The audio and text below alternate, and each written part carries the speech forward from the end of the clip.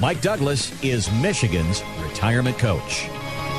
And I'm Heather Branch here with Mike to talk about what you can be doing now to better prepare for your financial future, focusing on your retirement years, the goals you have for those years. LifePlanWealth.com is where you can go to begin your conversation with Mike and his team about the goals that you have for your future. Again, it's LifePlanWealth.com. Something that you and I bonded over a long time ago was our love and appreciation for stand-up comedy. Yes. Have we talked about the one comedian as of late that I've been so happy to see rise and have been following his career since he just started out, Nate Bargatze? Yes. Oh my gosh. He is thebomb.com, y'all. One of the most quotable people and most relatable people of all time. So good. Yeah.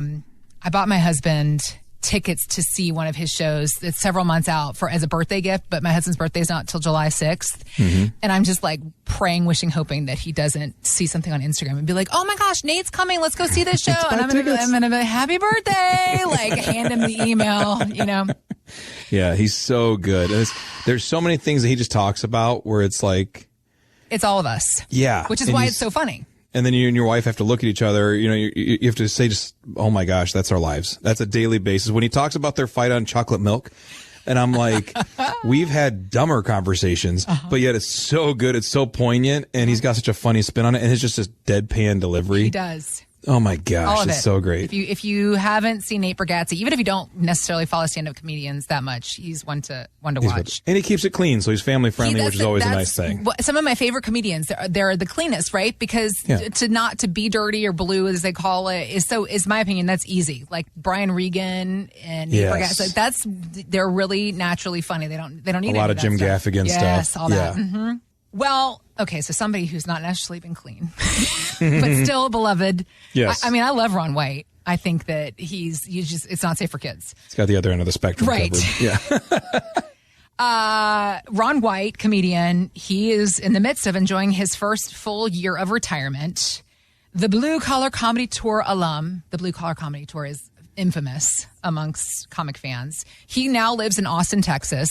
So he was recently on another podcast, the Two Bears, One Cave podcast, and he was talking about how he still holds the door open to return to the comedy stage, I guess the touring life, in case he changes his mind on retirement. So here's what he said. It's been a great run, and I can certainly afford to retire and do whatever I want. And I won't quit doing stand-up. I'll keep doing stand-up. My plan is to quit making money at it. What a great plan. Because I want to keep my chops in case I change my mind. I loved going down there and doing those short sets. And if you don't have to live in L.A. or New York to do that, then it's a crazy opportunity to continue to do what I love. This is the perspective all retirees should have, right?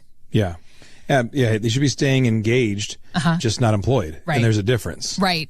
The idea, though, he obviously has done a great job of thinking it through and retiring to something. Because like he says, he'll still go bust it up in clubs sometimes, but he's just not touring. But he's leaving the door open. The idea of having that plan in place of what you're retiring to, that is a huge part of the conversation that you guys have with folks at the Life Plan Wealth offices. Yeah, when someone steps out of the workforce, it doesn't mean you're dead. It doesn't mean you're out of life. It just means that now you have a lot more free time to figure out what to do with it. So what he's doing, what's interesting is that now being in Austin, Texas used to mean you weren't close to the comedy scene. But now actually there's this big revival and big resurgence. Joe Rogan built the comedy, was the Mothership. Mm-hmm. And so they call it the Comedy Mothership. And all of these artists are now coming in there. These professional comedians are coming in and doing their work together in a very calm, relaxed setting just to keep it up, because it's like having a club of friends you want to go golfing with, or you want to go, boating with, or fishing with, or, a knitting club or whatever. It's just a group of people with like minds who just enjoy getting together. And so they get after it and they go compete and they have their craft that they're doing, and it's all fun and games what they do. And retirement's no different. You just want to step into a new phase of life. What do you do now that you have the money and the time, but no schedule? How do you build that out? Because you don't want to be bored. You don't want to be collecting dust. You want to be doing these things where you say, well, one of these days, because all these years we've been waiting So we would be retired. And then now that we're retired, we say, what do we do with it? So finding that space where you're engaged and involved, finding a purpose, becoming generous with your time, maybe, donate time. Some people really find purpose in charity and giving back to their community. Other times I got these kids and grandkids, and now that eats up my time. I had someone we were just talking to the other day, and as they came in, they said, well, what are you doing after this? Well, we're going to go to a track meet because our grandkids got a track meet. Yeah. And I said, well, that's 3 days a week they're doing the grandkids events. So really a lot of their time gets eaten up with those things, or just, you get some good weather and you're going to start gardening or walking or doing whatever. It's really just about finding that purpose and finding out what this phase of life holds for you and finding a way to make it productive, because you have this window where the day you retire is the healthiest you'll probably be the rest of your life, outside of really engaging in some intense pickleball. It's probably the most healthy you'll ever be. So use that. Use the legs, use the body, keep yourself moving and healthy. Find something that's productive that really engages with you. Maybe it's cooking, maybe it's reading, whatever it is. There's something that you can do to keep yourself mentally and physically engaged that will prolong your life. It'll give some depth to your life. And I've been working all these years. What could I do? When we're working, I got a list a mile long of things I'd like to be doing for free and in my free time. And then you get retired and you say, what was that list again? What were all those things? So unless you retire and you come home to a honey-do list, you got to figure some things out for yourself of what you want to do. I think that this conversation, though, about what are you retiring to, it's just one of the big differences that comes to mind when I think about even somebody that might have worked with a financial advisor previously during their working years, during that growth phase of life. And maybe you like that financial advisor, but the different mindset that's involved when it comes to a financial advisor who's also a retirement planner. And that's the difference between the services you provide there in your office. Yeah, I think one of the challenges is when you're just talking to someone from an 800 number, you call Fidelity, you call Vanguard, you call whomever, they don't know you. They're just on the other end of an 800 number and you're an account number. And so when you do that, they're not there to have those conversations or to give the difficult conversations or the good conversations. Yeah. They're there to give some advice. And so what we do with people as they come in, you start with the end in mind. Because a lot of times we say, well, I have this much money, and based on rates of return and risk and taxes, what can I afford to do? Well, that's the wrong, you don't let the tail wag the dog. Okay. So instead what we do is we say, what do we want life to look like? Well, I want to snowbird. I want to travel. I want to do all these things. Okay, well then that's going to require your money to do certain things. And here's how we build a plan around saying yes, not a plan that says, are we able to say yes or is it another no? So the market pulled back 20% last year. Does that mean that this year's a no? It doesn't have to be. You build a plan around the life you want to live. And so when people come in, we sit them down all the time and say, hey, what should things look like moving forward? How do we build for that? And a lot of times we'll say, just go to our website, because on our website, we have a spot on there that says, where are you on your retirement journey? And so you click on the spot where you are. Are you in your career? Are you near retirement? Are you in retirement? And you click on the button, it gives you this little test that goes through to help us understand where you're starting from. And then we build out plans from there. So if people go to lifeplanwealth.com, there's a quiz right there in the middle that says, where are you on your journey? You click on that and it starts the process of the conversation so we understand where you're coming from. All good information to know. Resources for you to look up. Again, lifeplanwealth.com is that website to begin that conversation while you're thinking about the goals that you have for the years ahead, because you are lying to me and everybody else if you have not daydreamed at least a little bit in your lifetime about how you plan to spend your retirement. I'd rather be fishing. It's a famous bumper sticker. That's right. So what I love is a recent poll that actually found how 70% of Americans are planning to, and I quote, have more fun. We're going to spend more freely. We earn that money. We're going to take it. We're going to spend it on some stuff over the next 10 years. 70% of Americans have goals to spend. Now, it says also instead of saving, which has me a little worried. It's like, all right, everybody, let's be careful. Let's think this through and have the right plan in place. At the top of this list of what we want to spend on, though, and I get this completely, is the idea of traveling. Mike, you and I both have wanderlust embedded in us. Mm-hmm. Nearly half of people plan to do more traveling, including many retirees. So thinking about that, not just the travel dream, but all the dreams that we have daydreamed about during our working years. How do you factor that in? How does that conversation begin as far as accommodating the dreams we have for our retirement and working that into our plan?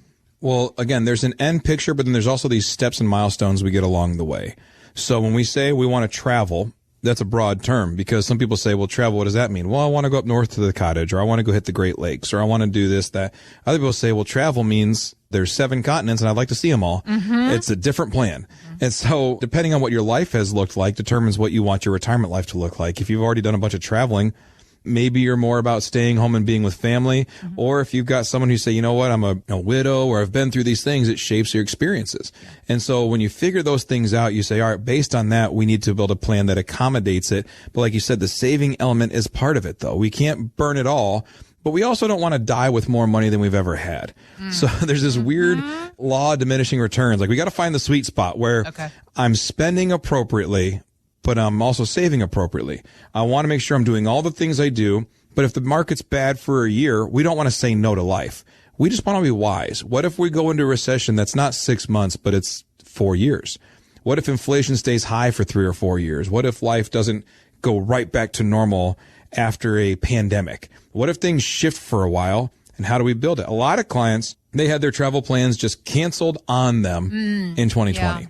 Yeah. And so now more than ever, they're like, forget the saving. I'm doing this now. Is 100% at the expense of 2020. Please continue. Yeah, absolutely. They're saying, forget waiting. I have to do it now, because it turns out it can be taken away like that. Yep. And so I'm not going to wait for anybody. I'm not going to leave it up to anybody. I'm keeping control in my own hands.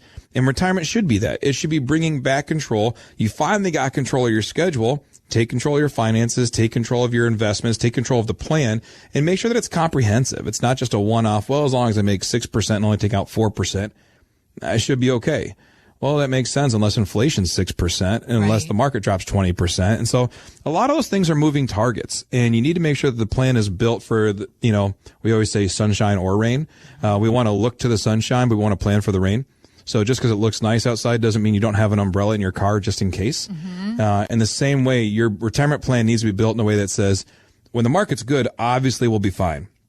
But when things are bad, how do we make sure we still renovate the kitchen when we planned on it? How do we make sure we still go on the traveling and do the things we wanted to do?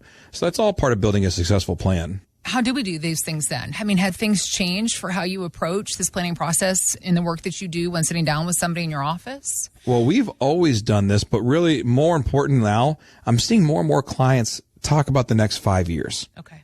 For a long time, we always talk longevity, and you have to build for longevity. You have to make sure there's money to last because people are living longer and longer. Yeah. However, more and more, there's an urgency on, there's a great phrase, the tyranny of the urgent, the things that grab us right now that are the most important. And that's very real to people. Okay. And you can't dismiss it. You can't ignore it. But you need to make sure that when you build plans out, you cover the things, you take the trips, you do the gifting, you do all the things you want to do. But it's built around a comprehensive thing. If things go bad, here's how we live. If things are good, here's how we play, and all these different pieces that go together. So that's been a big shift in our planning for the past couple of years, is to hear more and more people that come in, whether they come in through, TV, through the podcast, through our website, the different areas where people come in. They're coming in with a similar question thought process where they say, I got to make sure we do these things, and I'm not going to let something get away from us. The whole idea of having the right plan in place to ensure that those things happen. That is the bottom line. That is why Mike Douglas and his team come to work every single day. They are here to begin this conversation with you as well. Our website again, lifeplanwealth.com. If you go there, there is a button right there on the front page that says start your retirement roadmap today. You click on that, answer a few questions. Mike and his team will be in touch, and you will be off on your way getting this plan put in place for yourself and your family. Again, you can get started today. Just visit lifeplanwealth.com. Thanks for listening to Michigan's Retirement Coach with Mike Douglas. To learn more, visit lifeplanwealth.com.